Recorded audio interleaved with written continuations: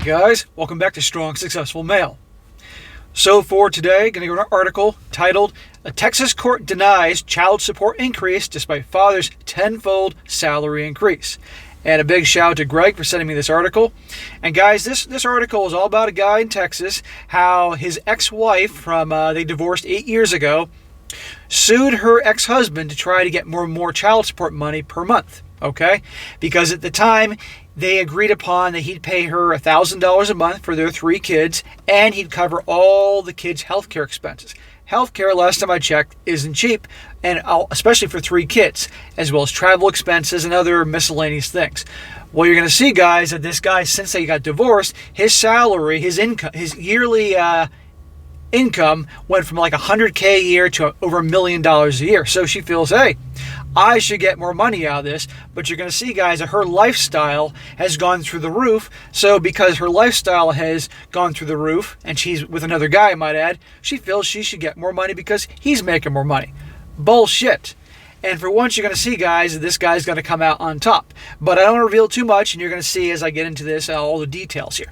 And by the way, before I get into it, guys, before I forget, if you haven't followed me on Instagram so far, by all means, click on the link and follow me on Instagram. I've been on there for a bit. I've been too active, but now I am this year, making social media more of a priority this year for business, as well as locals. If you are following me on Locals and you're part of Locals, check it out. You can click on the links in the description, and you can either become a member or a supporter. And that way then you guys can interact with me a little bit more, see little things that are going on behind the scenes there.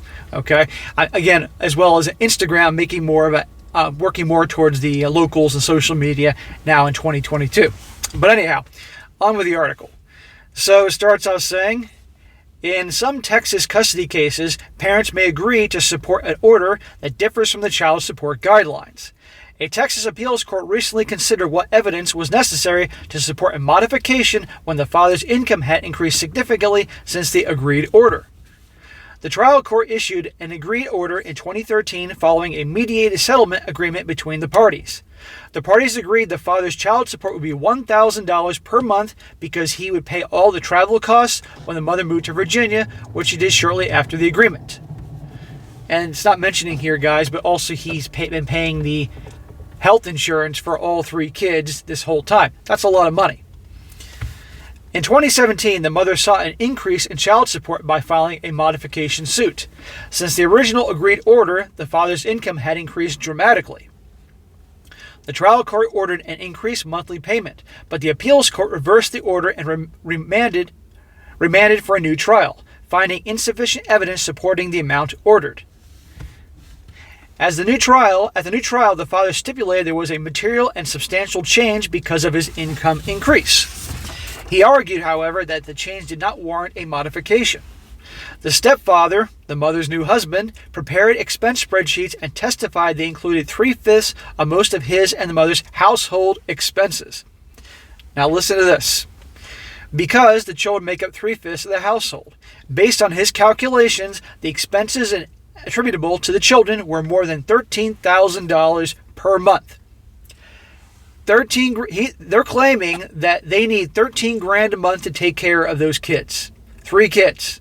Okay, so that is about $4,300 a month per kid. Now, mind you, this guy, like I said before, isn't mentioned yet, but I'm telling you ahead of time, this guy pays their health insurance, okay? That ain't cheap. I don't know what it would be for 3 kids, and I don't know if well, I guess it doesn't make a difference how old they are, they're boys or girls, but the point is, he's covering it one way or another, as well as travel expenses and that $1,000 a month. And that was suitable when they divorced back in the day. That was okay, and that was agreed upon by the court. But now all of a sudden, they, according to the stepfather's calculations, what the hell are they spending the money on? Something tells me that they had to examine the spreadsheets and the expense reports a little carefully, because I think this, obviously, they've increased their lifestyle substantially, and they want him to pay for it. The mother testified about the children's needs, including cell phones, a vehicle, food, clothing, medical and dental care, entertainment, and extracurricular activities. She wanted to hire tutors for the children, but had not discussed that with the father.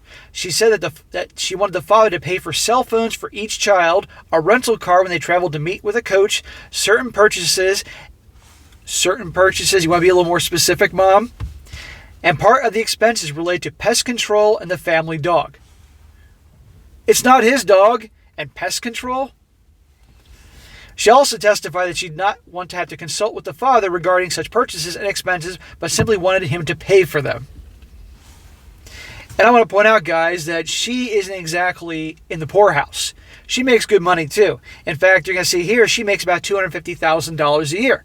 That's damn good. And she's remarried. Another guy, he makes money, too. But what do you mean? The cell phones. Okay. Now, it's been 8 years since they divorced. Now, I don't know how old the kids are, but let's just assume they're teenagers. Okay? Is it a need that they all have a cell phone? Really? And if they're above the age of 16, I have an idea. How about they get jobs, and the money from their part-time jobs can pay for their monthly cell phone bills, teaching the kids responsibility and hard work. There's an idea. But all this other crap like entertainment, that's up for debate. Extracurricular activities, that's up for debate. Wanting to hire tutors for the children. Okay, we want the kids to do well in school, but still, how much time is going to be dedicated to these tutors? And money for a rental car when they travel to meet with a coach. What's wrong with her car?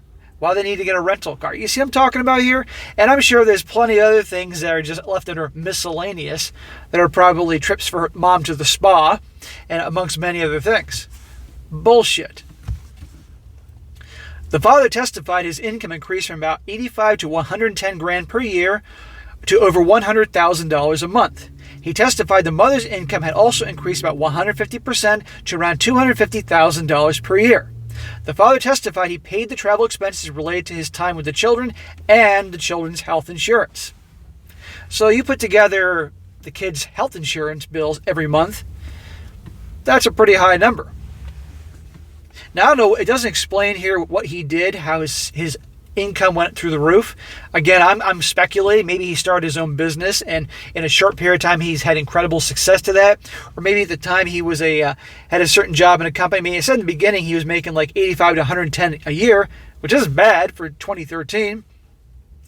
And maybe he got some major promotions. Maybe he's like a top vice president of the company. Maybe he got a new job working for a Fortune 500 company. Who the hell knows? Maybe he's a CEO of a small company. I don't know. But whatever it is, that's awesome. He's making a ton more money, but he shouldn't have to pay for all these things that she's slapping on for her increased lifestyle. It continues. The father asked the court to keep his child support at $1,000 per month. The trial court found that the parents had entered an agreement in 2013 and that change in income was foreseeable. The court orally stated that it found no material change in circumstances, but did not substantially include such a finding in its written findings of fact. The trial court denied the modification and ordered the father to pay $1,000 a month in child support. Aha. The mother appealed, big surprise there, arguing the father stipulated there was a material and substantial change and there was not sufficient evidence supporting the court's findings.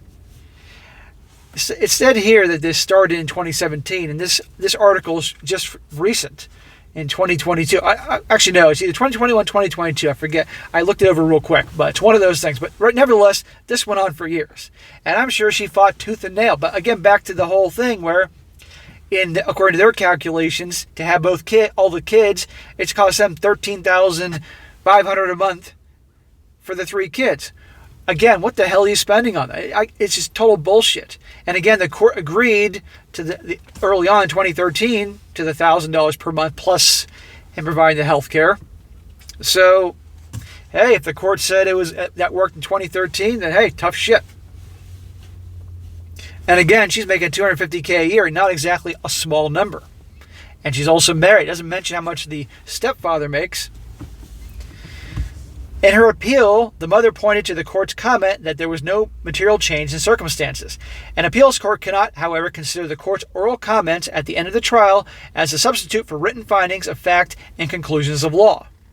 None of the findings or conclusions was related to the issue of a material and substantial change. Neither party requested amended or additional findings or conclusions resulting in a waiver of the rights to complain about any omissions in the court's findings or conclusions.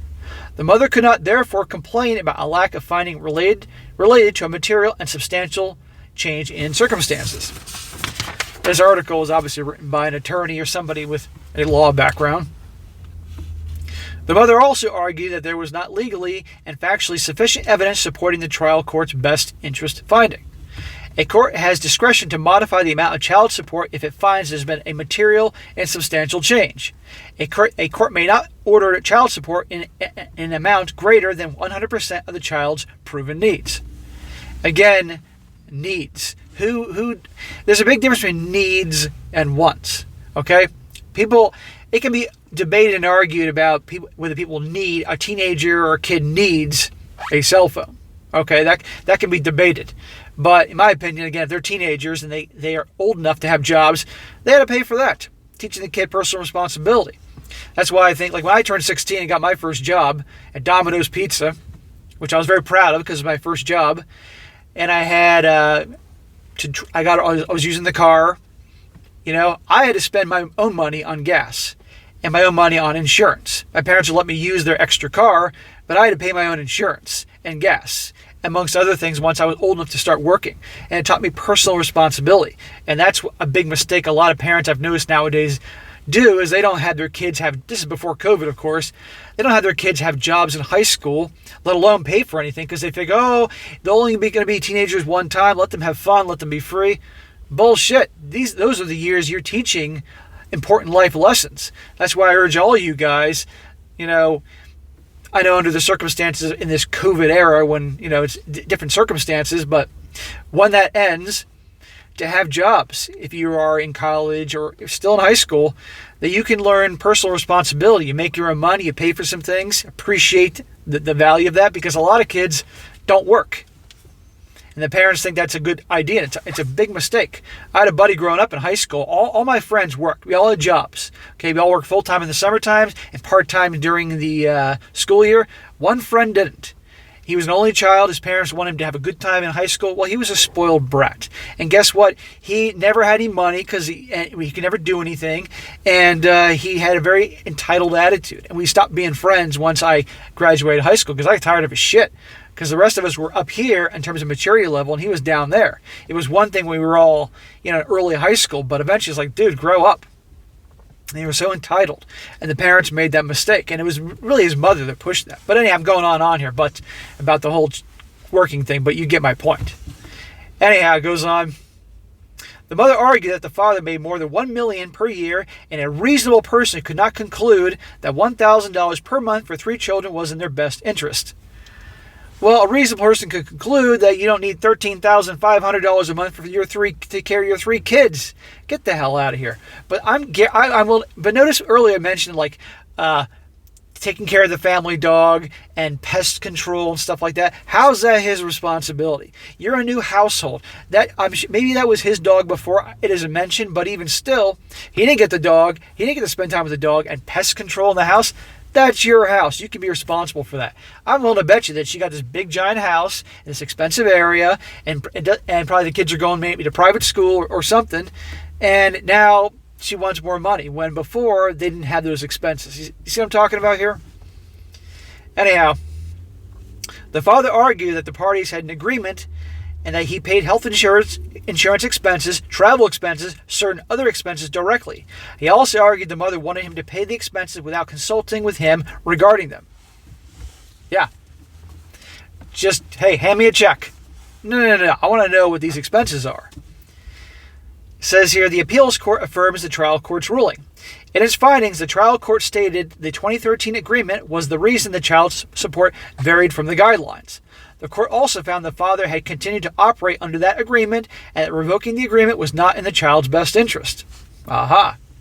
The trial court found it was in the child's best interest for the father to keep paying $1,000 monthly and maintain their health insurance.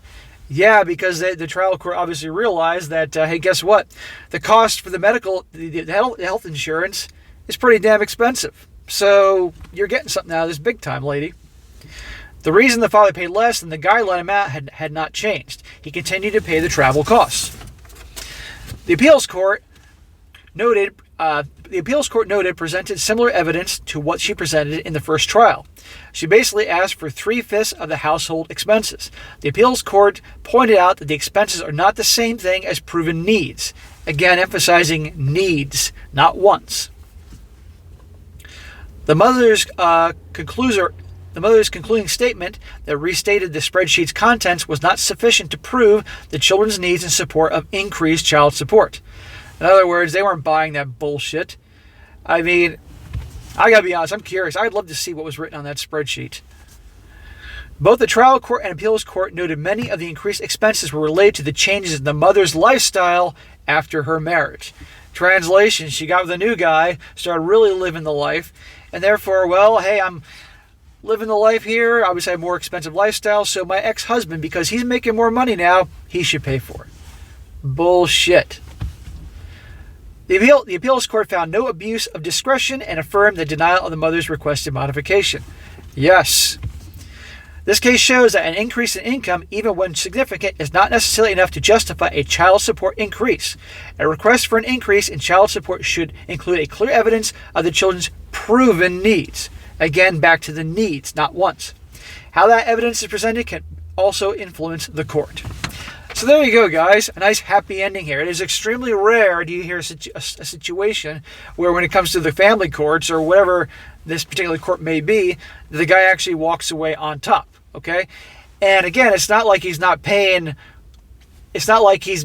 nothing per month. Again, they're focusing on that $1,000 a month, but the value, the cost of the health insurance. Now, either let's just say he works for somebody else and he's obviously a top position in that company. Well, they're paying for the kids' health insurance. And people could say, well, hey, that's a benefit. But if this guy went from making $100,000 a year to like over $1 million a year, I still got to wonder if he started his own company and had instant success, which is rare, but possible. And so he's shelling that out through his own company that he owns. I don't know. But nevertheless, the value, what those kids are getting of the health insurance is a big monthly number if they show what the expense would be. And of course, travel costs and other things. And so, but anyhow, guys, that'd be going to go over. Not often do the guys come out on top. So that'd be a good one you guys would enjoy hearing. All right, guys, that is it for today. Be sure to comment down below. Let me know what you think about this. And guys, if you ever come across a really good article that you'd like me to share like this one, by all means, email it to me, strongsuccessfulmale@gmail.com. And also, guys, if you have a great story you'd like to share, something that you've experienced, a lot of the stories I cover on here, something like that, email it to me. Just make sure you write it out well, paragraphs, good punctuation. Make it easy for me to read. If it's all jammed together, I can't do it, guys. I'd love to cover all the stories, but a lot of them I get are bad, to be honest with you. So you guys have been better lately because you've obviously been hearing me making this case. But a lot of guys that are obviously, English is not their first language. It's obviously a little hard for them. Do your best, but please make it easy for me to read. And down the road, if it's a good one, I'll certainly cover it. And be sure to like the video, share with your friends, and subscribe. And I'll catch you next time.